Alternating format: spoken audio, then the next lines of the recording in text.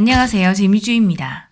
북한은 가난합니다. 주민 60%가 절대 빈곤으로 전 세계에서 가장 영양실조가 심한 국가로 선정되기도 했죠. 1인당 국민 총소득이 158만 9천 원, 한국의 30분의 2밖에 되지 않습니다. 북한은 왜 이렇게 극단적으로 가난해진 걸까요? 무능한 지도자, 막장 부정부패, 비효율적인 재정 지출 등 여러 요인이 있겠지만 놀랍게도 북한의 가난에는 우리 한국이 연관되어 있다고 하는데요. 한국을 따라해보려다 세계 최빈국이 되어버린 북한의 뻘짓 탑3를 지금 알아보겠습니다. 탑1. 세계 축제가 아닌 적자 축제가 되어버린 평양 세계 청년 학생 축전. 한국이 88 올림픽을 개최하는 데 성공하자 김일성의 속이 부글부글 끓어올랐다고 합니다. 휴전 이후 북한은 한국보다 우리가 훨씬 앞서 있다고 자신했습니다. 실제로 그 시기에는 북한이 더 잘 살았는데요. 그런데 80년대에 들어서며 한국과 북한의 수준이 비등비등해졌죠.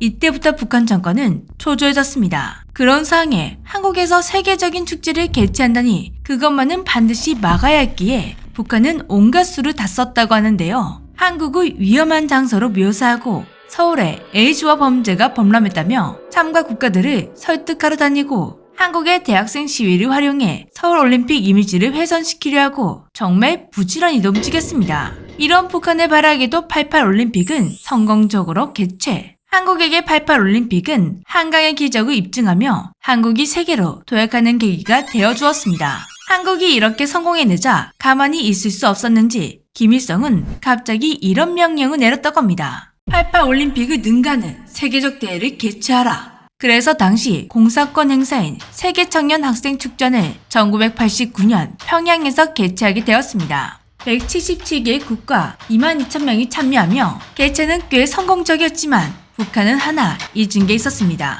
자신들이 공산국가라는 것. 공산국가는 부동산 개발로 수익을 올릴 수 없다 보니 이런 축제는 자비로 먹여주고 재워줘야 하는 과시용이었습니다. 한국은 서울올림픽으로 선수촌 아파트를 분양하며 흑자를 내었지만 북한은 축제 내내 들어온 수익금이 0에 가까웠습니다. 아니 오히려 마이너스를 찍었는데요. 축제를 열기 위해 건설한 양각도 경기장, 릉랑도 경기장, 더불어 각각 호텔 등을 건설하려고 큰 자금을 들였기 때문입니다. 이 축제로 47억 달러가 증발했다고 하는데요. 이건 당시 북한 GDP의 30%에 육박하는 금액이었습니다. 한국은 88 올림픽으로 세계로 도약했지만 북한은 평양 세계 청년 학생 축전으로 90년대 고난의 행군을 시작하게 되었다고 합니다. 번외로 평양 세계 청년 학생 축전에서 한국을 자랑하게 되는 황당한 사건이 발생했었다고 하는데요. 국가보안법을 어기고 이 축제에 참여한 한국 여대생이 있었습니다.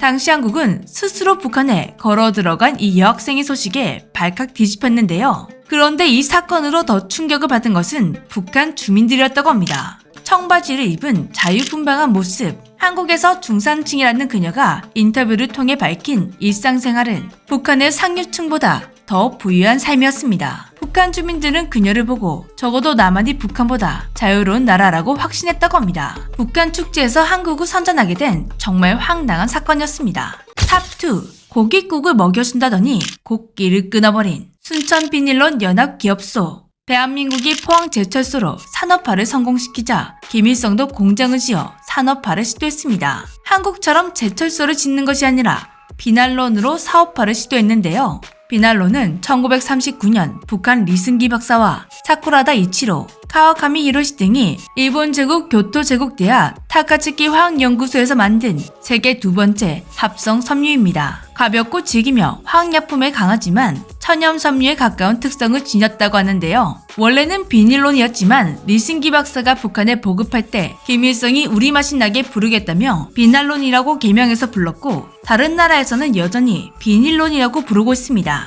북한은 자신들이 가진 풍부한 서탄과 자체 에너지 기술, 노동력을 결합해 스스로 화학산업을 발전시키겠다는 목표로 비날론 공장을 세운 것인데요. 김일성은 자신만만했습니다. 이 공장만 있으면 모든 인민이 밥에 고깃국을 먹을 수 있다며 큰 기대를 걸고 대규모 비날론 화학단지를 건설했는데 시작도 못해보고 정말 쫄딱, 진짜 쫄딱 망해버렸습니다. 이번에도 실패 원인은 북한의 자아성찰 부족이었습니다. 나라 수준을 생각하지 못하고 갑자기 거대한 공장을 지으려고 하다 보니 그 비용이 감당이 안 되었습니다. 여기에다 그냥 지어도 힘든 걸 산소 열병 기법을 적용시키려다 결국 등골이 부러져 1989년 건설이 중단되었습니다. 그리고 이 공장이 완성되었어도 북한은 절망했을 것이라고 하는데요. 비난로는 생각보다 많은 석탄이 필요했고 전력 소비도 심합니다. 만년 전력 부족 국가인 북한에서는 실패할 수밖에 없는 사업 모델이었죠. 결국 기존의 비난로 생산도 연이은 대홍수와 석탄 가격 상승으로 1994년 모두 중지되었습니다. 김일성의 비난론 꿈은 100억 달러를 공중분해시키며 사라져버렸습니다. 탑 1.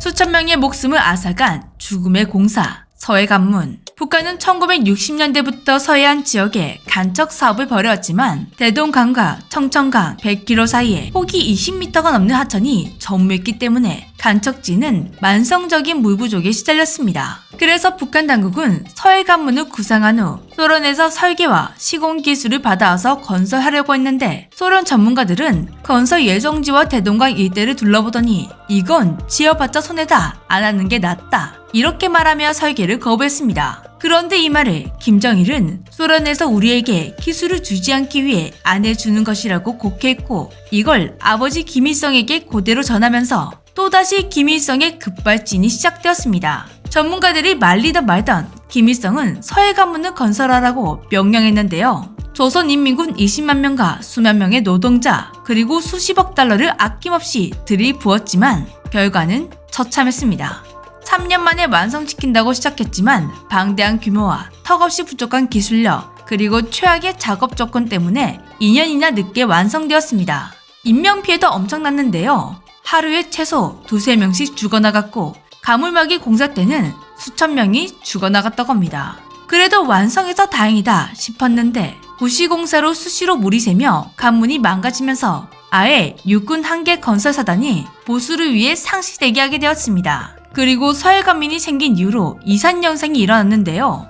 원래 남포 앞바다는 겨울에 유빙이 떠다니긴 해도 얼지는 않았는데 관문 건설 이후 물의 흐름이 느려져서인지 매년 80일가량 바다가 얼어버려 어획량이 대폭 감소했습니다. 그리고 이상하게 농업 생산량도 감소했습니다. 또한 물길이 막히면서 대동강 숭어 어획량이 급감했다고 하는데요. 배들의 이동 속도도 엄청나게 느려졌습니다. 이걸 지어서는 안 된다 라고 말했던 소련 전문가들의 조언은 진심이었던 것 같습니다. 전문가들의 조언을 무시하고 북한은 40억 달러를 써서 기어코 쓰레기를 만들어버렸습니다. 여전히 북한에서는 서해관문을 두고 대기념비적인 창조물 20세기의 기적이라며 자화자찬하지만 현실은 통일되면 철거될 애물단지 1호입니다. 북한은 이 같은 뻘짓으로 수백억 달러를 날렸다고 하는데요. 하지만 자신들의 실수를 보고 느낀 것이 없었는지 이후에도 비슷한 뻘짓을 반복하다가 고난의 행군을 불러왔다고 합니다. 무능한 독재자 때문에 국민들만 말라가는 정말 안타까운 북한입니다. 지금까지 재미주였습니다. 안녕.